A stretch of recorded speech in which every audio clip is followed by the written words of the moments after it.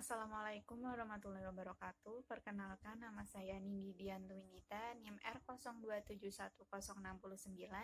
Di sini saya akan menjawab soal ujian komprehensif yang kedua tentang kesehatan kerja mengenai 7 langkah dalam mendiagnosis PAK.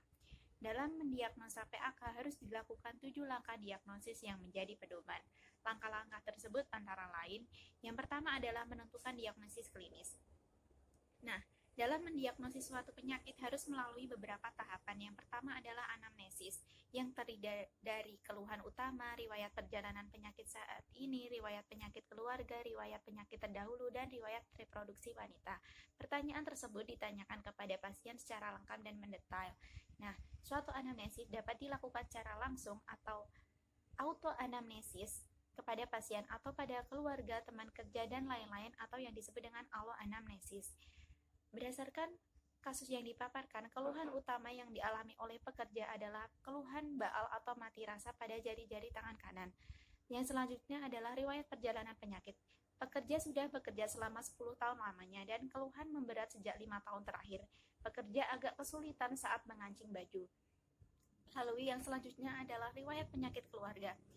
Ibu pekerja menderita diabetes atau penyakit kencing manis sudah 3 tahun lamanya. Untuk riwayat penyakit terdahulu dan riwayat reproduksi wanita tidak dijelaskan.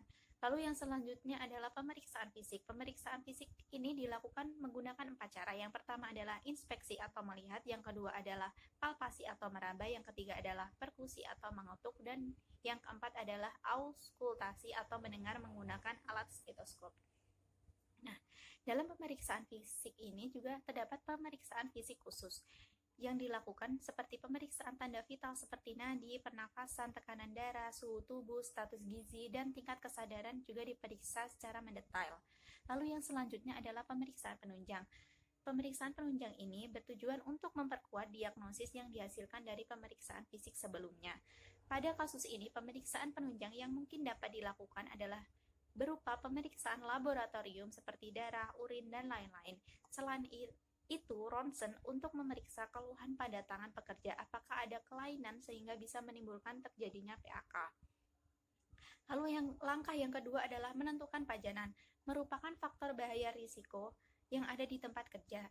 Dalam kasus tersebut, faktor bahaya kimia menjadi faktor yang paling dominan di industri sol sepatu. Penggunaan bahan kimia yang dapat mengganggu kesehatan para pekerja antara lain penggunaan lem dan primer. Para pekerja dapat terkena lem primer, bahan pembersih dan cat, menghirup uap kimiawi terserap kulit karena lem sering disapukan dengan tangan kosong.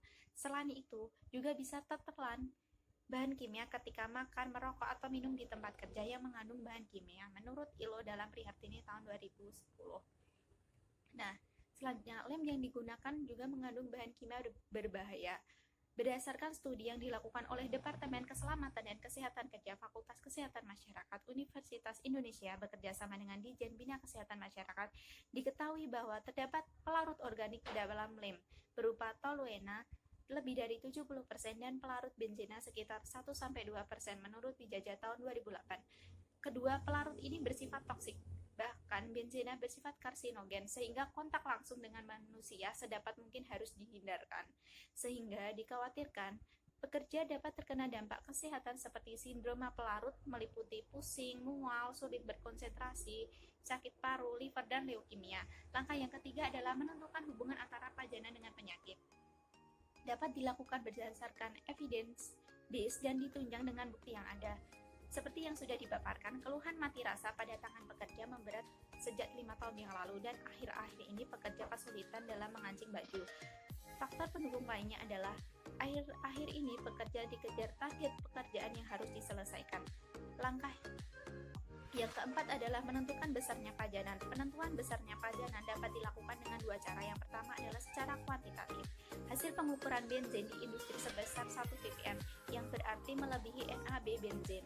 Berdasarkan Peraturan Menteri Ketenagakerjaan RI Nomor 5 Tahun 2018, NAB atau nilai ambang batas benzen yang direkomendasikan untuk mencegah terjadinya dampak terhadap kesehatan adalah 0,5 ppm. Selain itu, pekerja bekerja selama 8 jam per hari dan sudah bekerja selama 10 tahun lamanya. Yang kedua adalah secara kualitatif dengan mengamati cara kerja pekerja. Langkah yang kelima adalah menentukan faktor peranan individu. Pada kasus tersebut, si pekerja menggunakan kuas cat, namun terkadang langsung dengan menggunakan jari tangan atau kontak langsung, dan pekerja tidak memakai sarung tangan dan masker sebagai APD. Langkah yang keenam adalah menentukan faktor lain di luar pekerjaan. Faktor lain yang dimaksud di sini adalah adakah pajanan selain di tempat kerja atau faktor gaya hidup yang dapat menunjang terjadinya penyakit. Pada kasus tersebut, pekerja sepulang bekerja di industri sepatu ini, pekerja tidak ada atau tidak memiliki pekerjaan lain, hanya sebagai ibu rumah tangga. Langkah yang ketujuh atau langkah yang terakhir adalah menentukan diagnosis penyakit akibat kerja atau PAK. Kesimpulan hasil diagnosis penyakit yang diderita pekerja adalah penyakit akibat kerja atau bukan penyakit akibat kerja yang ditetapkan oleh dokter atau